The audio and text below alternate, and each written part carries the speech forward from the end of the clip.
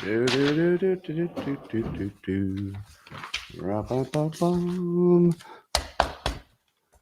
Good morning, everybody, and welcome to the highlight of human civilization that's not called the Super Bowl.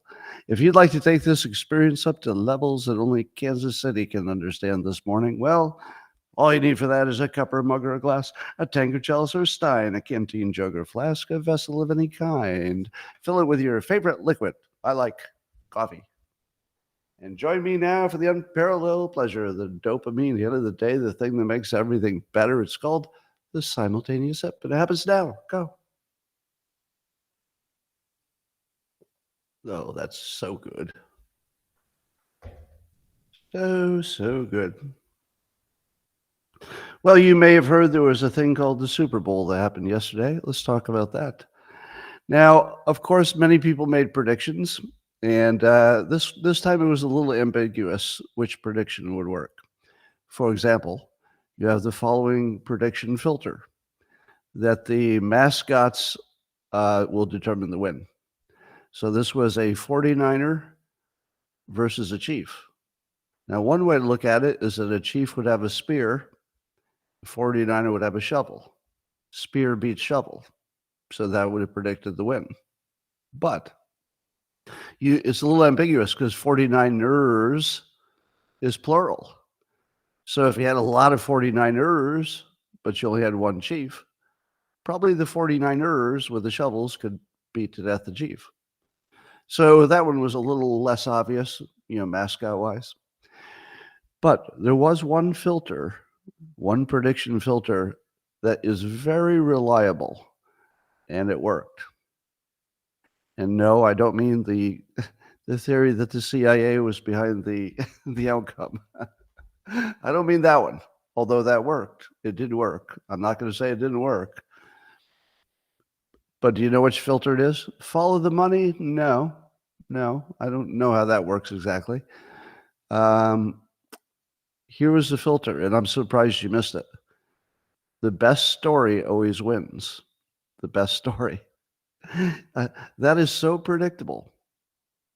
I actually think there's a reason for it. And I think that even the 49ers had some feeling in the back of their minds that the best story was that Mahomes gets 2 in a row and a chance for a third one, which is super rare in sports. So first of all, Mahomes had the better story than Purdy. Secondly, of course, you had the Taylor Swift thing. So by far, it was the best story because I would say 2 weeks before the Super Bowl, I already saw Taylor kissing Kelsey at the end of the game. Couldn't you all see that in your mind's eye? Is there anybody who didn't imagine Kelsey and Taylor kissing at the end of the Super Bowl? And sure enough, there was the image right on schedule. It was so, I don't know, it just seems like the universe wanted that story to happen. And maybe the CIA, but I'm not going to claim that.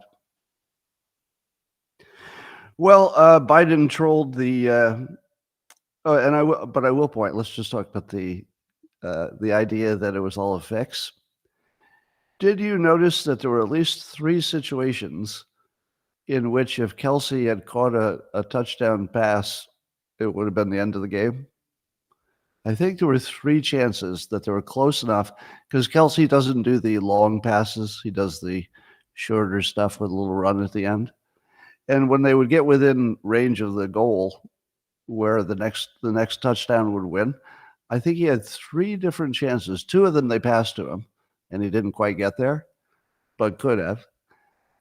They were trying so hard to make him the hero of the game. It didn't look coincidental to me, but it might have been. Could have been a coincidence. Didn't look it.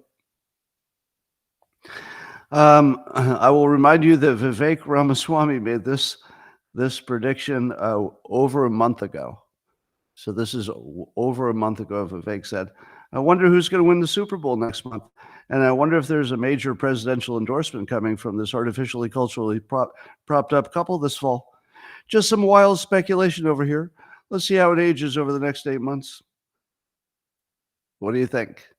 Do you think they're artificially propped up and maybe the fix was in so they could win?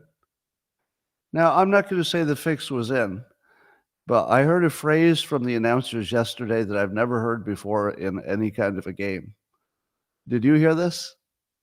At one point, it was just a throwaway line while other things were happening, and Kelsey caught a pass, and you heard the announcer say, "I think I have this roughly verbatim." Said Kelsey was open for some reason. He was wide open for some reason. Have you ever heard anybody say that? He was wide open for some reason. What would that be? And how many times was he wide open? No, nobody thought to cover the guy who was the most likely guy to catch a pass in the Super Bowl. Nobody said, we should cover him a little tightly. I've got a feeling about this Kelsey guy. I think he might be central to some of the outcome. Have you ever heard anybody say he was open for some reason? As if the announcer, who was a professional, couldn't figure out why he was open. Oh, you've heard that? Oh, okay. So maybe you watch more football than I do. It caught my attention, but I'm seeing in the comments people say, "Oh, that's the thing." People say that, but do they say for some reason? That was the part that caught me. You can be open. All right. You say that's a common phrase? I don't know. However, I'm going to predict the opposite of Vivek. I'm going to say there will be no endorsement, and the reason is as follows. Taylor Swift would have to be super dumb to pick a candidate and lose 30% of her customers. It would be so dumb. And everything that Taylor Swift has done since she was, 17, has looked not just smart, but maybe unusually smart. As in, she seems to be possibly even gifted in terms of business. I mean, she just seems to have unusually good judgment about everything except men. We'll give her that. So do you think that somebody with judgment as good as Taylor Swift would make the huge mistake of picking a favorite candidate? I don't think so. Now, this is a good test of the conspiracy theory that, it's all a fix. If it's a fix, then yes. If somebody has power over her, like blackmail or financial or something like that, well, it could happen. I'm saying that if nobody has any blackmail control over her, she would never do it because she's too smart. So that's my take. If it happens, I'm going to assume that somebody has control, just like they have over Biden. I assume. Well, so Biden did a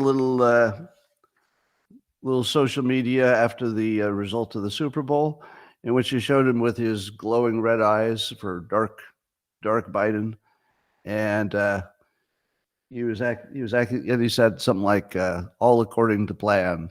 Now, I think they were mocking the conservatives who were saying that it's all some kind of a CIA trick.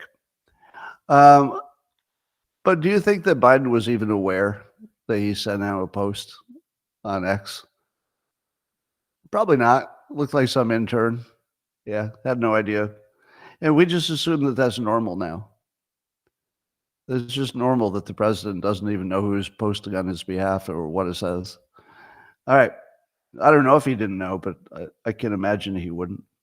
Meanwhile, Biden, instead of doing an interview in which he might embarrass himself by being so near death, he decided to do a little recorded piece in which he was going to complain about companies selling you less candy. That actually happened. Do you think that was somebody else's idea, or do you think that was Biden's idea? Because that feels like Biden's idea to me, because it's so bad. He's trying to sell the American public that inflation they're experiencing is partly because the candy makers are putting less candy in the wrapper. That is the most pathetic, disgusting, weak thing I've ever seen from a president, and I'm totally here for it. Yeah, totally here for it. Anyway, shrinkflation, he calls it. I think that's just the dumbest, weakest thing I've seen a president do ever. I've never seen anything that pathetic that was planned. There's lots of things that are unplanned, like falling downstairs, but those are accidents. This was actually meticulously planned and executed. Your candy is too small. Do you know what would be better? Don't eat what's in that wrapper. How about don't eat anything that you have to take a plastic wrapper off of? You know, I guess there could be some exceptions. Anyway, in more important news, some scientists have discovered that in mice, the more often the mice have an erection, the stronger their erections are. Because every time you get an erection, it's sort of like a muscle. If you exercise a muscle, it gets stronger. So some researchers went to work every single day and gave mice erections to study what the effect would be. Now they think there might be something they learned about humans, but I don't know about that. I feel like maybe these just were scientists who like to masturbate mice every day and get paid for it. What'd you do today, Bob? Well, I'm working on my mouse erection study. And then the obvious question is, do the mice have erections all the time so that it happens on your schedule and it's just right there when you need it? No, no. So how do you line up the time you're working with the time that the mice have the erections? How do you know to get that timing right? Well, we stimulate them. I have no further questions. No further questions.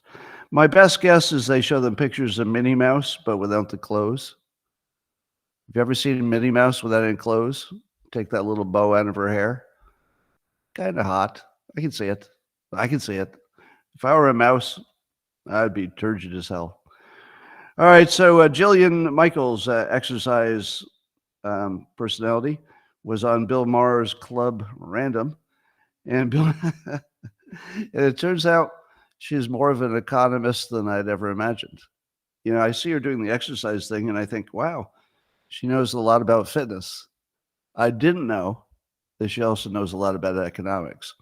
So Jillian Michaels, the best economic opinion I've ever heard, came in this conversation with Bill Maher.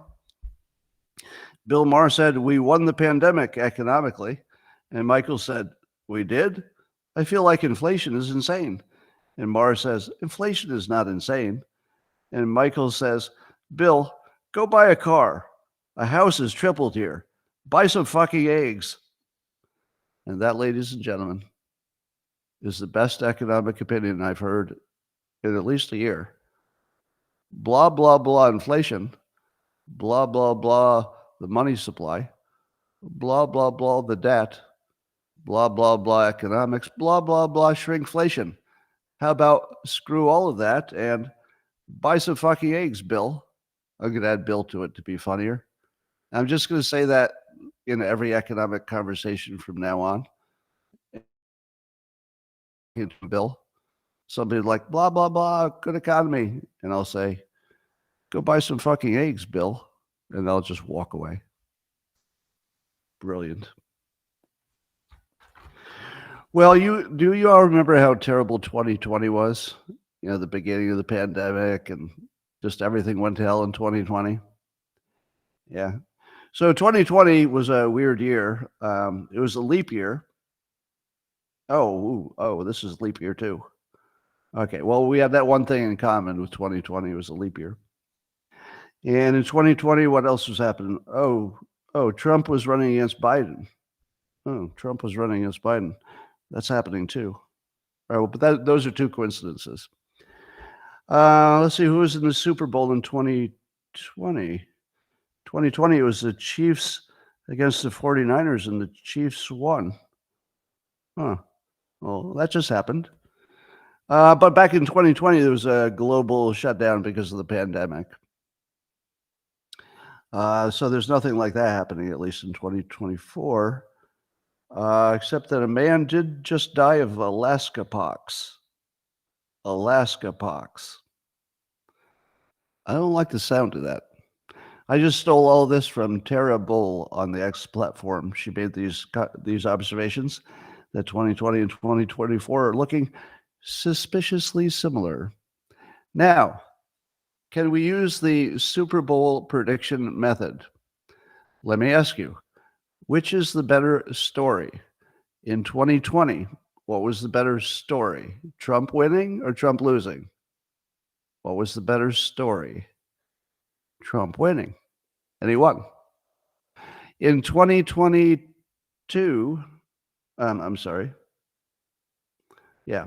I got all my years backed up. In 2016, Trump winning was the better story. 2016. Sorry, I got the dates wrong. Have I ever mentioned, I don't know if I've ever mentioned this, I have a calendar issue. Has anybody heard me say that before? Like even today, I published the wrong comic again, like I always do. I'll tell you, today's a tough day for dyslexics. So the date today is, concentrate, 2/12/24. Do you know how hard that is for a dyslexic? That takes some concentration to write that date down. That's a tough one. Yeah, my dyslexics, can you confirm? That's a tough one. Yeah. Anyway, back to my point. 2016, the better story was Trump winning. But in 2020, was the better story that Trump wins re-election? Because that's not much of a story, isn't it? That would be sort of normal. Somebody wins re-election. But you know what would be a better story, a really good story, is if Biden won that election in a way that many people thought was suspicious in terms of the regularity of the election. And then in 2024, he comes back. You tell me that's not the better story. The better story by far is that Trump comes back and wins in 2024. By far. Do you think there's any chance that's not the best story? Now, I'm not saying it's best for the country or that's separate.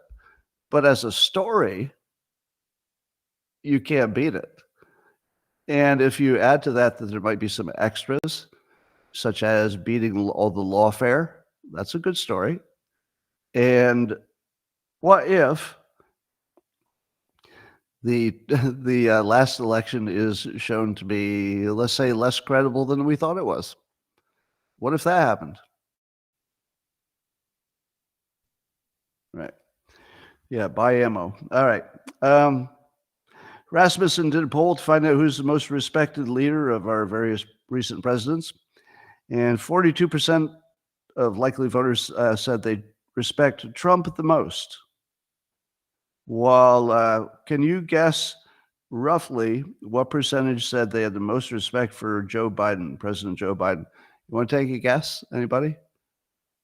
Oh, very good. Yeah, you're very close. 21%. That's right.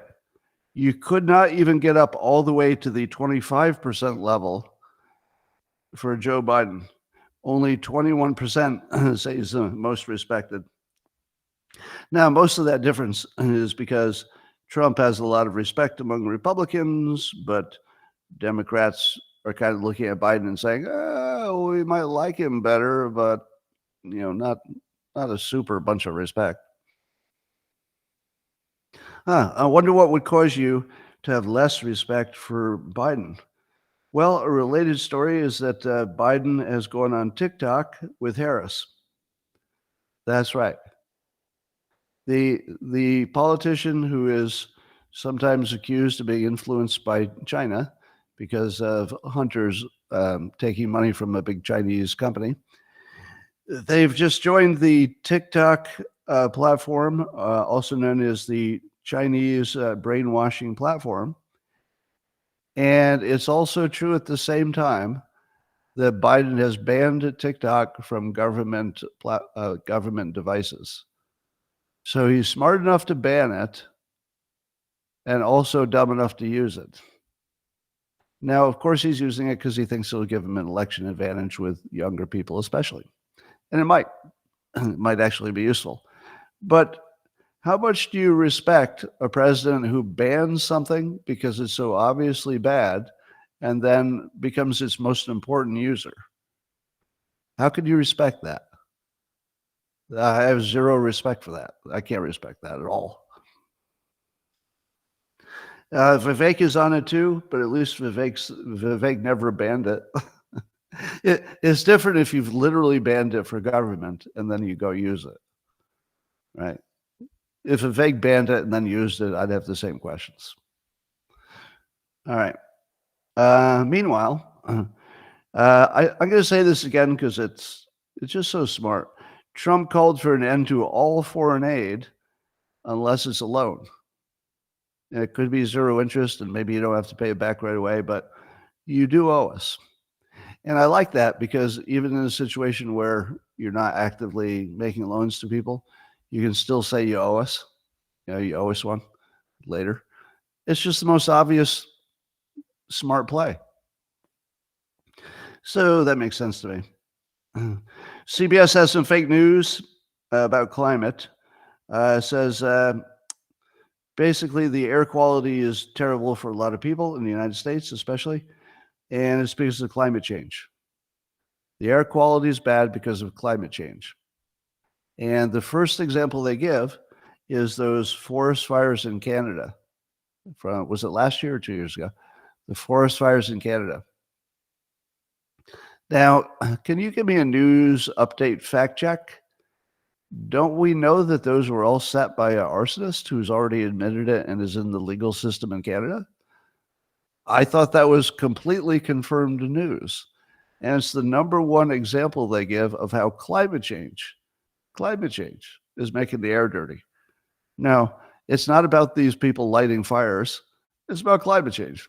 And CBS says that with no sense of embarrassment. Wow. Mark Levin is talking about the Hur report, the report that said that Biden was not going to be prosecuted, but that he had, some kind of memory problems, let's say. But here's how Mark Levin characterizes that in a post. He says, the indisputable evidence in the special counsel's report shows that Biden has been violating the Espionage Act for half a century, for which Garland, the Attorney General, will not prosecute him. Is that a fair statement?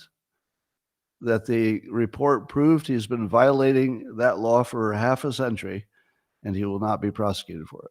That is accurate. At the same time, like literally the same time, I'm reading this from Levin, and then the next thing I read is that Trump is appearing for this hearings on his documents. the same thing, except something he did once. There were a lot of them, but something he did once. So, yes, I am aware that the Democrats are saying the real issue is the resistance to giving them back. And here's what I say to that. That's a good point. It's a good point that the bigger issue is resistance in giving them back. But here's my better point to your better point. Define resistance. Define resistance.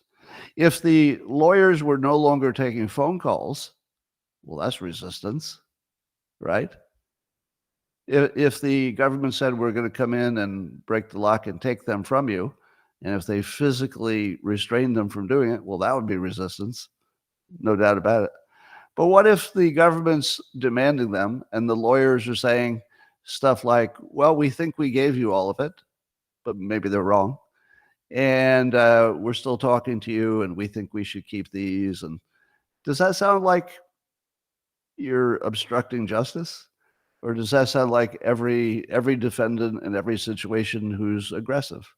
They're just doing everything they can to fight what they don't like. I don't know. I guess the courts are going to figure that out. But to me, as a citizen, it looks like the laws are not being equally applied. It's not exactly the same situation. I get that. But the feeling of it is that the laws are not being equally applied.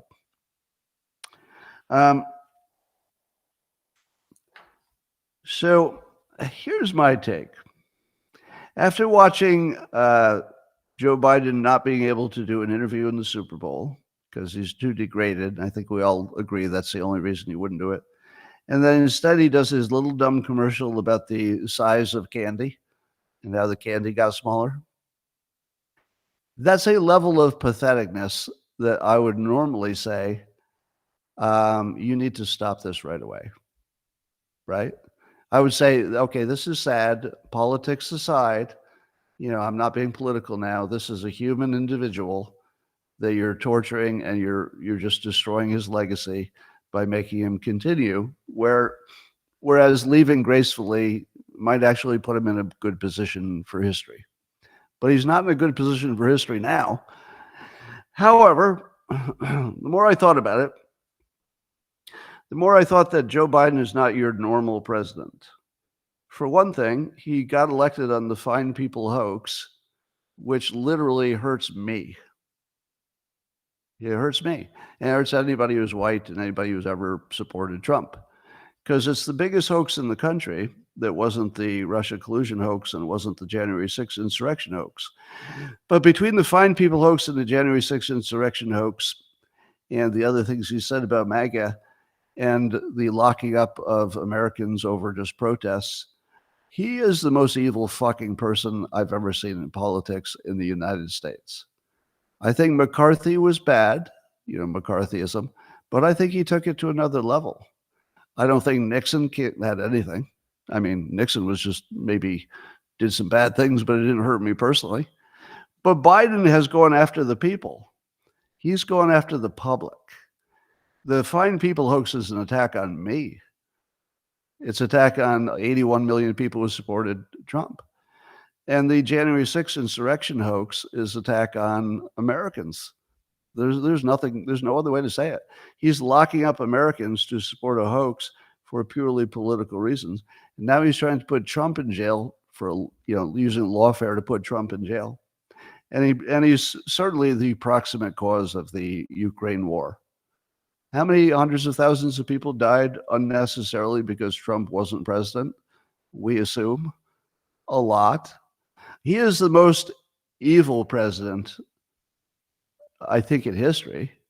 I don't think anybody's even close. And I don't think that words like incompetent and dementia, that doesn't cover it, because he did a lot of this stuff when he was still capable enough that nobody was going to 25th Amendment him, right? And I've actually completely changed my opinion about watching him die in front of me. Because when I watch him on TV, I'm watching a man die. What you see it, right? You're seeing somebody on his last legs, and he shouldn't even be standing most of the time. And I used to think this is really bad. This is not good for the country. But when I see the most evil politician I've ever seen who isn't named Adam Schiff, literally suffering and dying in front of me, I'm actually enjoying it. And I'm just admitting that. If I could watch Hitler being tortured to death, I'd probably do it. I don't think I'd turn it off. I'd probably watch it. If you're going to see Bin Laden shot in the face, if there'd been a body cam of the actual killing of him, I'd watch it. I mean, I don't think there's anything cool about somebody getting shot in the face, but Bin Laden, I would actually watch with pleasure as like his skull was blown off from the back. And then if there would be a picture of him with like a big hole in his head laying there on the floor, I'd be, let's replay that. Yeah, I'd put that on a loop.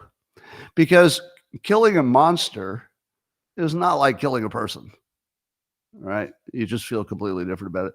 And while I don't want anything violent, of course, to happen to any president, including Biden, watching his allies torture him to death in front of me by putting him on TV, I'm actually starting to enjoy it, and I don't want to see him replaced. I want to see them torture him every fucking day for the rest of his life. And I want him to look pathetic. I want him to embarrass his entire team that's doing this to him. And I want them to run him into the ground the way he's done to me. So fuck him.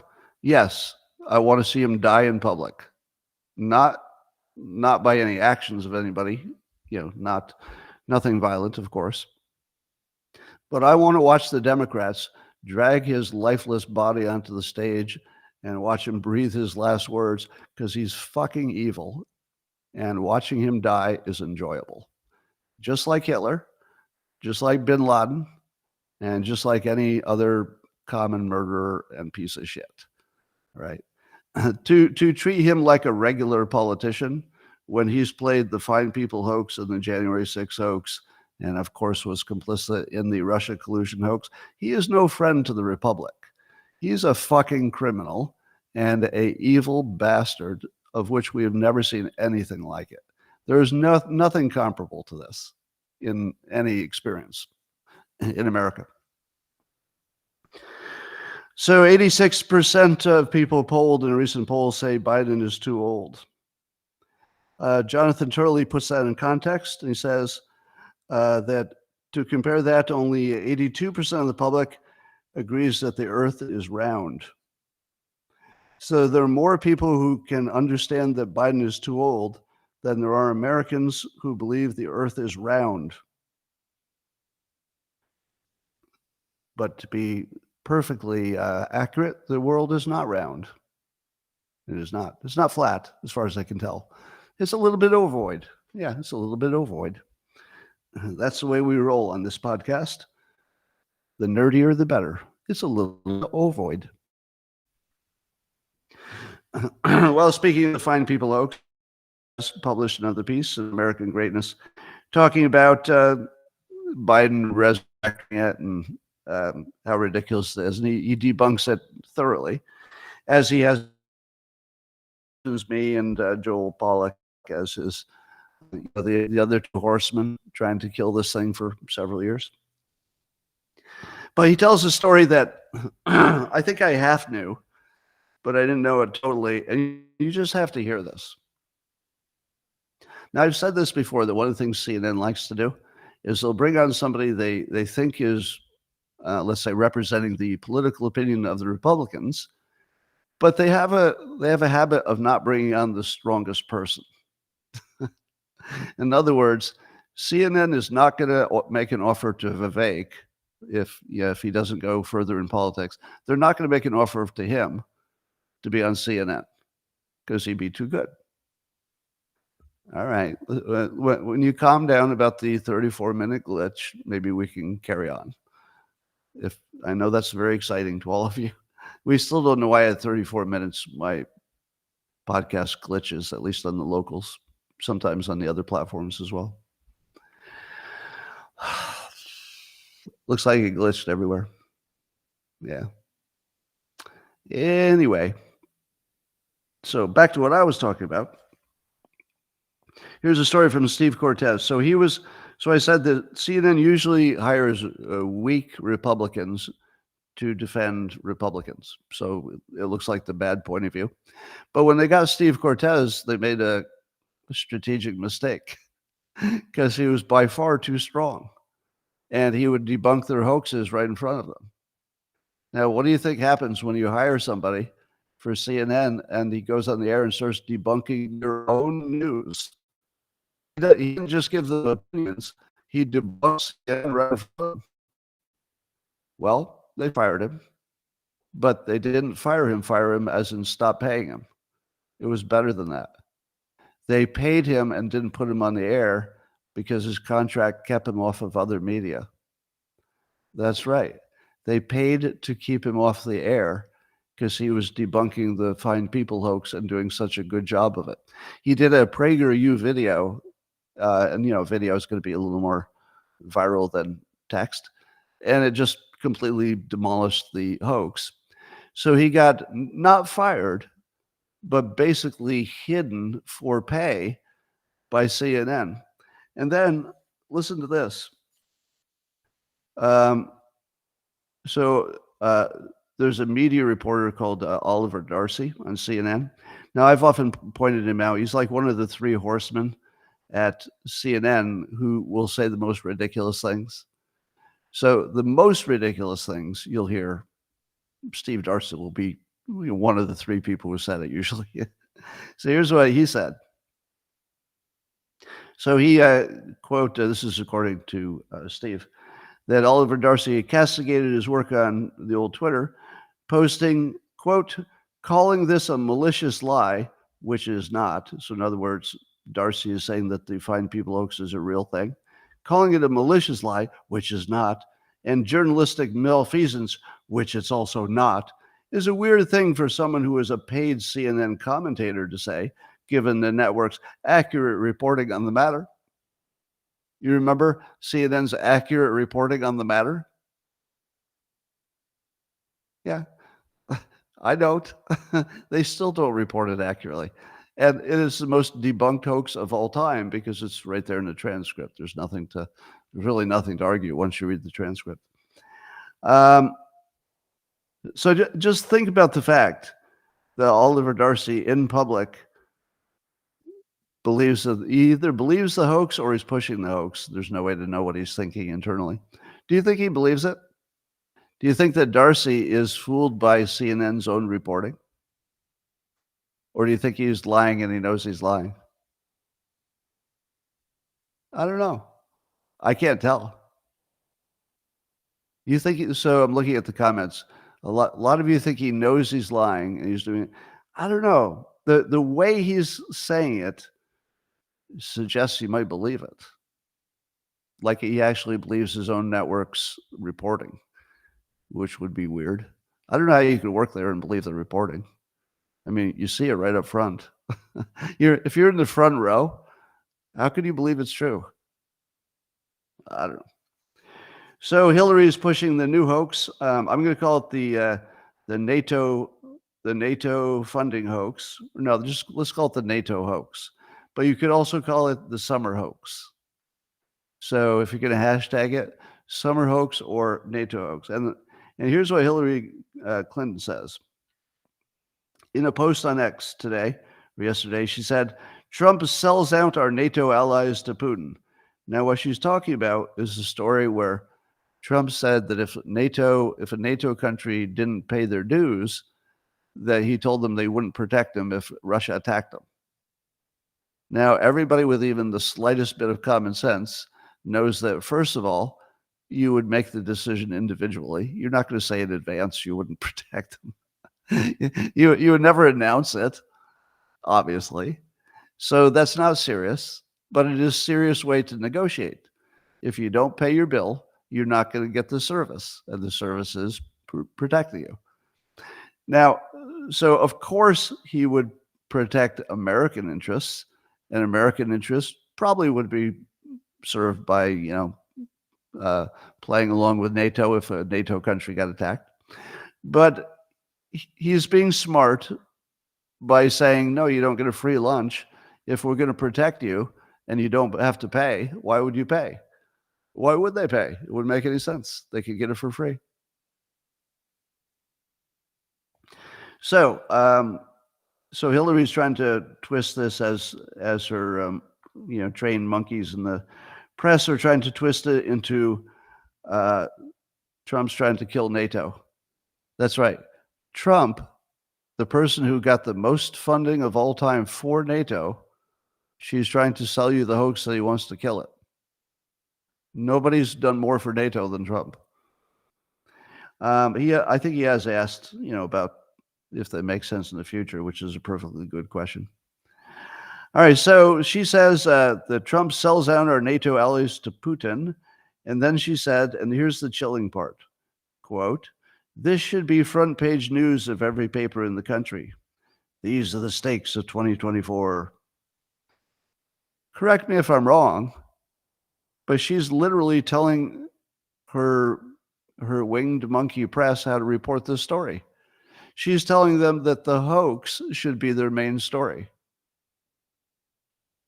The person who, as far as we know, organized the Find People hoax and made sure it was on the front page of everything, the woman who is certainly behind, at least pushing it, the Find People hoax, she's telling you a third time that the third hoax should be the headline.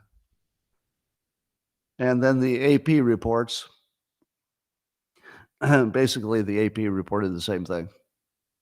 So it looks to me like Hillary just sounded the alarm, not alarm, but sounded the bad signal. This is the hoax we're going to focus on for the summer. Now, how many of you, like me, I said it in public, I said it a whole bunch of times, there's going to be a big summer hoax. Now, there might be another one, but they like to have one really solid one to last all summer, because the summer is a slow news time. So you have to replace the slow news that nobody cares about with an exciting hoax, because it gives the news something to talk about. Yeah, like a George Floyd, etc. Right? There's always a summer hoax.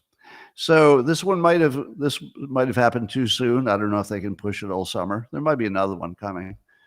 But once you see the hoax framework and how the Democrats use the hoax as primarily their campaign strategy, their campaign strategy is literally hoaxes. Now compare that to Trump. Trump says the border needs to be protected better. Is that a hoax? Yeah. Trump says he could have, ended the war in Ukraine in a day, or he could. Is that a hoax? Because it looks real to me, right? There's a big difference between the party that's just making promises, and maybe they can do it, maybe they can't. There's some promises they'll make, like fentanyl, that maybe nothing happens. But they certainly aren't hoaxes. There's certainly things that you see Trump attempting to fix, at the very least. All right, so meanwhile, the court has ordered Elon Musk to testify in a SEC inquiry over the acquisition of Twitter. So this is exactly what it looks like. It's lawfare against somebody who's protecting free speech, the last bastion of free speech. And so the government is trying to take him out. It's exactly what it looks like. Yeah, the Biden administration is trying to take out an American citizen for the crime of free speech and making everybody have it. That's actually happening. Do you know it should be the front page of every newspaper? That Biden is trying to end free speech as we know it. And here's one example, the Elon Musk thing. Here's another example, January 6th. Here's another example, everybody who got kicked off the news for saying things that were true. The story is the complete end of free speech. In my opinion, free speech is literally gone everywhere except on X, and even then you're going to get fired. If you have a boss, you're still going to get fired if you say something they don't like.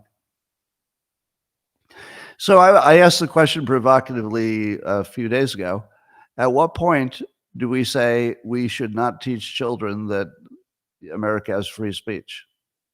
Because I think it's now. I feel like you'd just be lying to children if you say, in America, we've got free speech and it's one of our advantages. That's actually not true. We do not have free speech in a way we've understood it for, decades and centuries. What we have now is absolutely not free speech.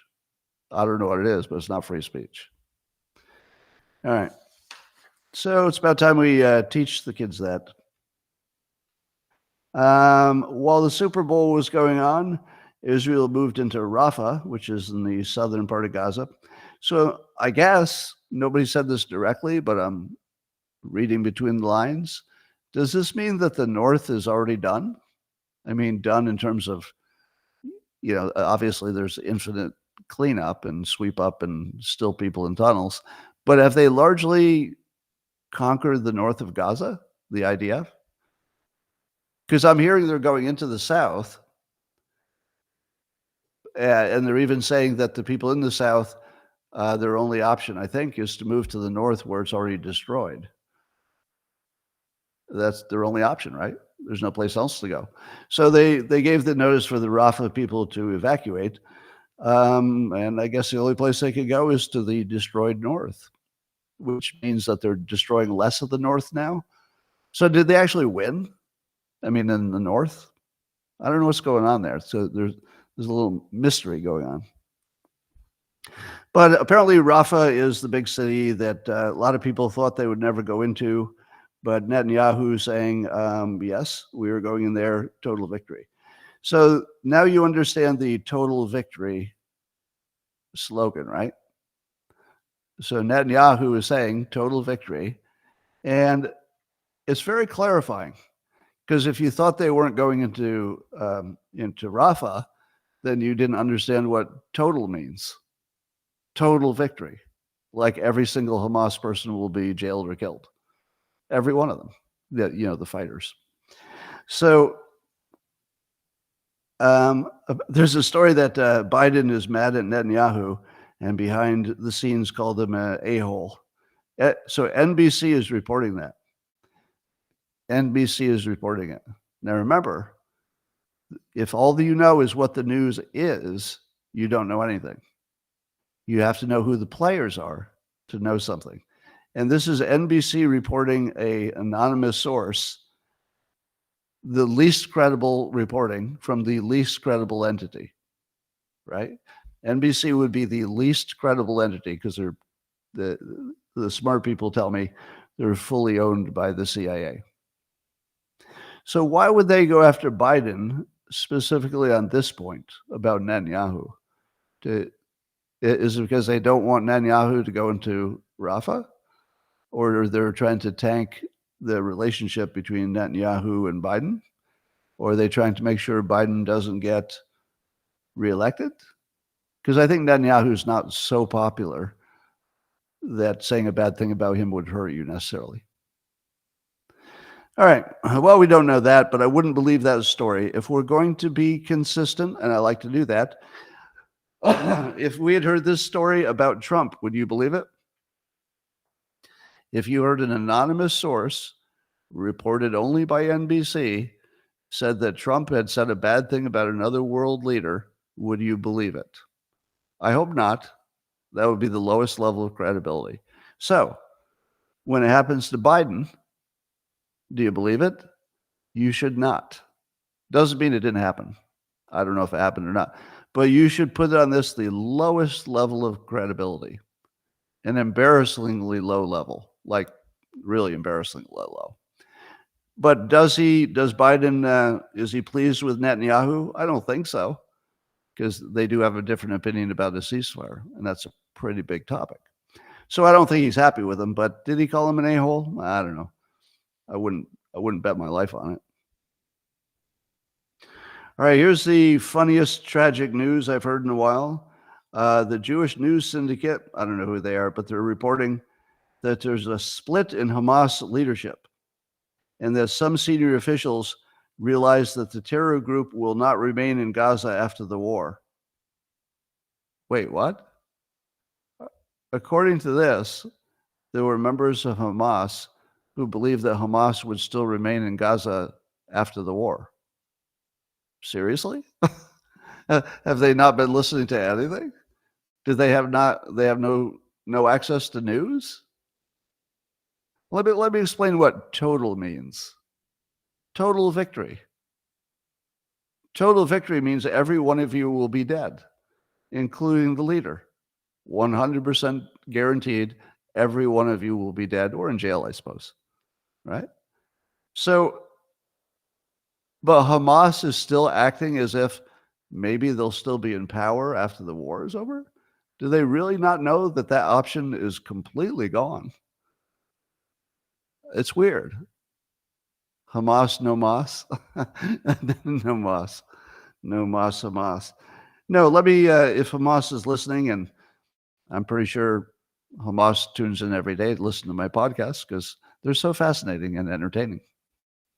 But if you're listening, Hamas, let me explain what the word total means.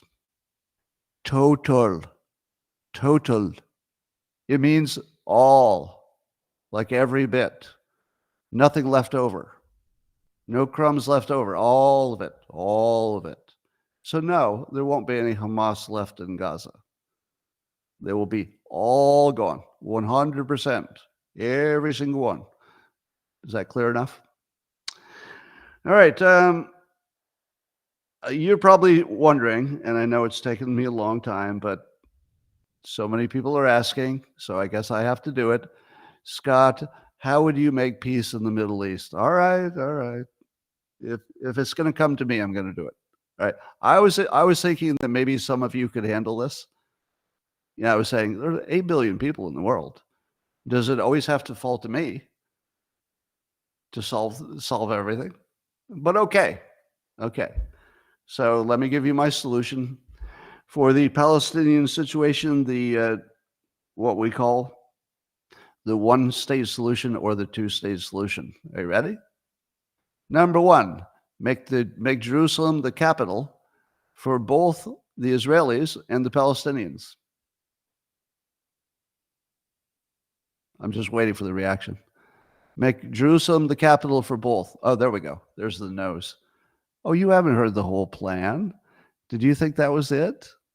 You didn't think there was a trick? Come on. How long have you been listening to me? You don't think there's a second shoe that's going to drop? You don't think I've got a clever way to frame this? All right. Here it comes. You make Jerusalem the capital for both Israel and the Palestinians, but it has to be a remote workforce. You can't actually go there.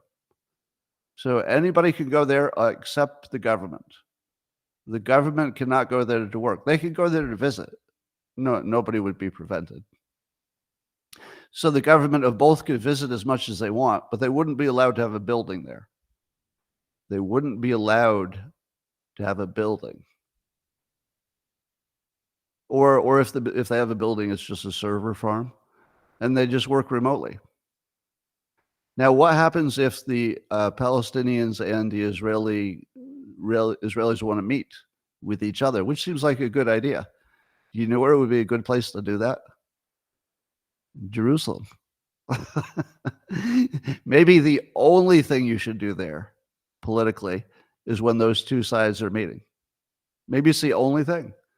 Now, I know what you're saying, but Scott, it's Israel's land, blah, blah, blah. It's still their land. They would still have total military police control. It would still be, on their map.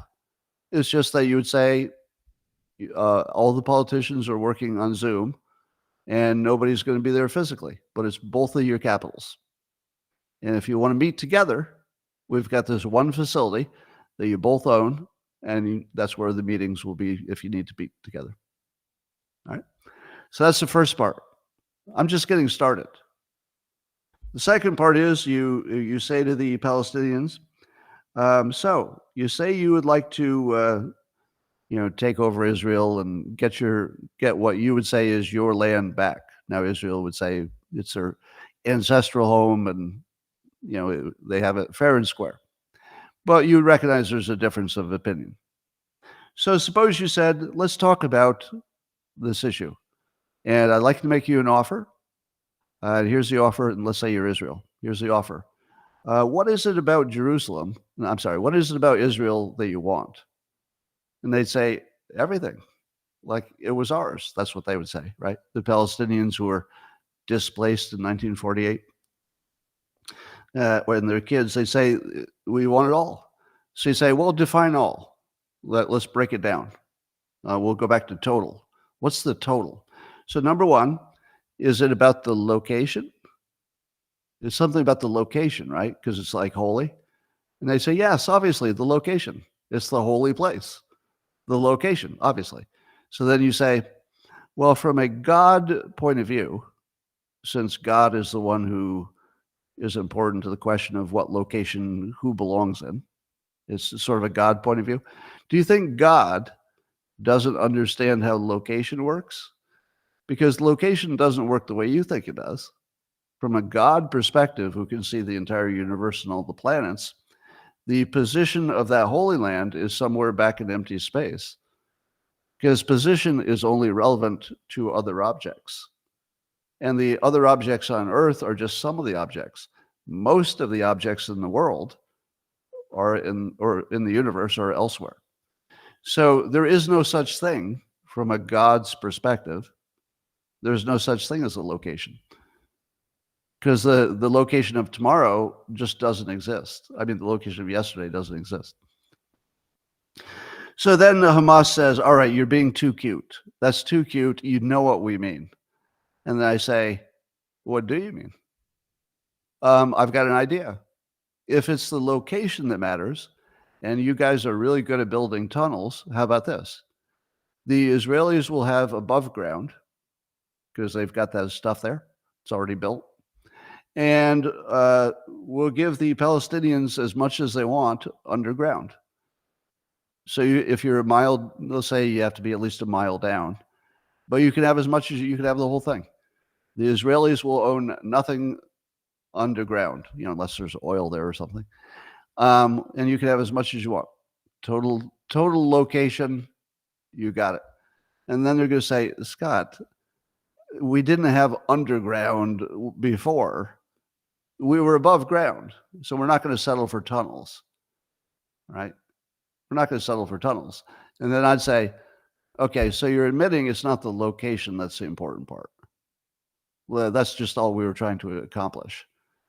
So you're saying the location, first of all, doesn't exist logically from a God perspective, because all the planets have moved since then. And secondly, you're saying that even if we gave you the location in the way that you've actually been maximizing location recently in Gaza underground, you're saying that's not good enough. So it's not the location by itself. There's more to it. They say, yes, it's, the physical place that, our ancestors walked, like above ground. And then you say, how much of the topsoil would you need to be happy that that was your ancestral place? And then they say, what? So yeah, suppose we take the top foot of topsoil, to get down as far as certainly existed in ancient times. We'll go down like 3,000 years, which might be a foot, 2 feet, I don't know. And you can have as much as you want. If you want to build your house somewhere else, we'll find a place in Israel that's got some extra dirt. We'll just scrape off enough for your house, and then you can have Holy Land dirt and literally build it on the same dirt that your ancestors walked on. So you'll also get land, because the West Bank has extra land. Extra doesn't mean nobody owns it, but you know what I mean. There's space. And so you can get the dirt, and you can get the location. You can get the sun, because you're, on the dirt outside if you like.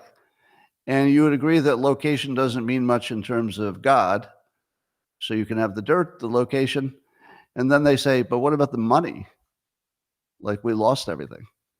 When we left, we would have owned a house, we would have owned property, and that'd be worth something. Here's what I would do.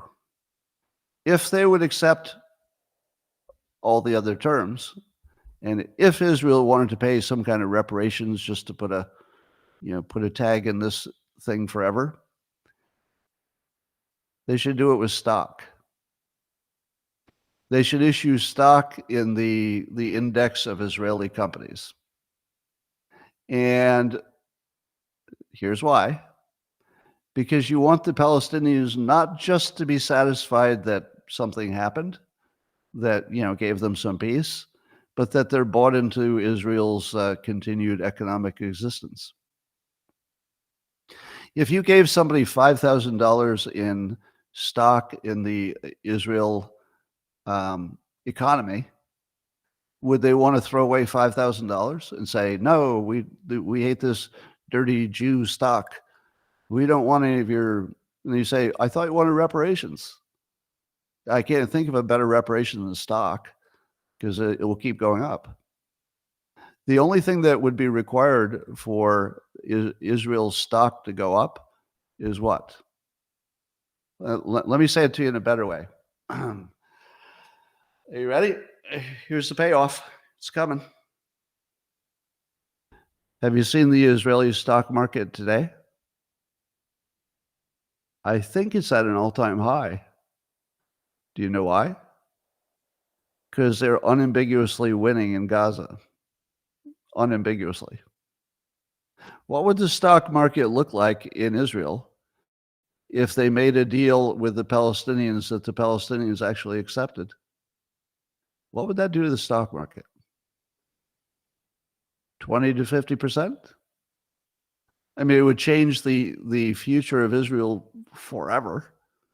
So it's the sort of thing where if you gave people stock, they would have a financial incentive that would be real, and it could double if they just decide to do a little piece. It could double. And $10,000 probably means a lot to a lot of people, especially if it's, every family member or something like that. Now you might say to yourself, Scott, Israel can't afford that. To which I say, don't the Palestinians have friends? Like tons of people who would like to help them out? Have them help them out by buying stock that is then gifted to the Palestinians. Then everybody wins. Islam wants to own the planet, somebody says. Oh, I get it. Yeah. I do understand that there's a religious imperative, but you can cleave that out, at least for the Holy Lands, just by making location look stupid as an idea. Yeah. Now, anybody who doesn't accept that idea probably has to be dealt with. All right, so that is my plan. Now, would that work? Of course not. Of course not, because the personalities are such that it wouldn't matter if it was a good offer or a bad offer. It only matters that they're enemies and they want to stay that way, apparently. So I don't think it'd work, but wouldn't it be interesting to have it out there? Wouldn't it be interesting to just have it out there? Because then you'd say, look, I've got a plan. Now, here's the hardest part. Here's the real payoff. Two-state solution or one. How do you solve that? How in the world do you solve when there's some people who absolutely are never going to give up on the two-state solution, while at the other hand, there are people who absolutely won't give up on one-state solutions? How do you solve it? Easily. You create two states that are really one in all the important ways. That's it. You just create two states that are really just one in all the important ways. Now, how do you do that? A variety of ways. For example, you could say Israel is going to do the security concerns.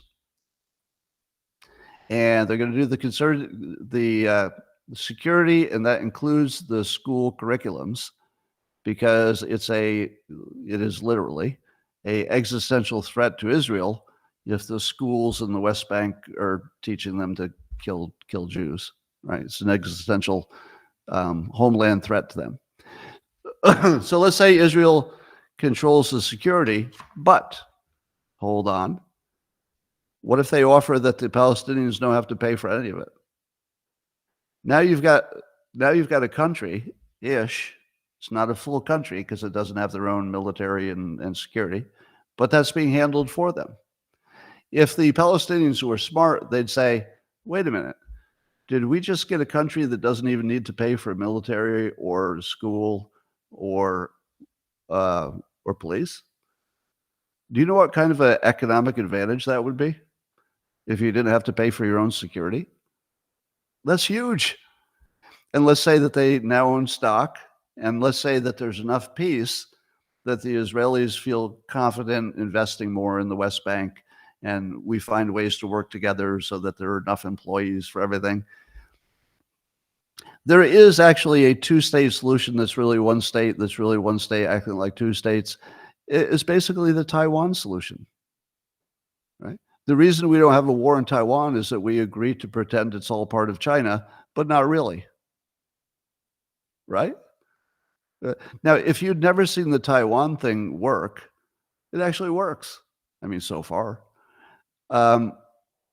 You wouldn't think that you could do something as stupid as saying that, two countries are really one country. But you absolutely could do something as stupid as saying two countries are really one country. Of course you could. You could sell anything. It just has to be in the best interest of all the people involved. Why is it that everybody agrees with the Taiwan situation, which is clearly absurd, that it's two countries and one country at the same time? Why does everybody agree with that? Because it's in everybody's best interest. That's it. We just like close our eyes and say, okay, I don't want to fight over this. So, all right, it's just all China. And China doesn't want to have a war over it. So they say, all right, you can treat it like it's a separate country as long as you say it's China, right? So we've agreed to live in absurdity because it just happened to be in everybody's best interest. Now, you're correct in pointing out that in China, you don't have the religious dimension.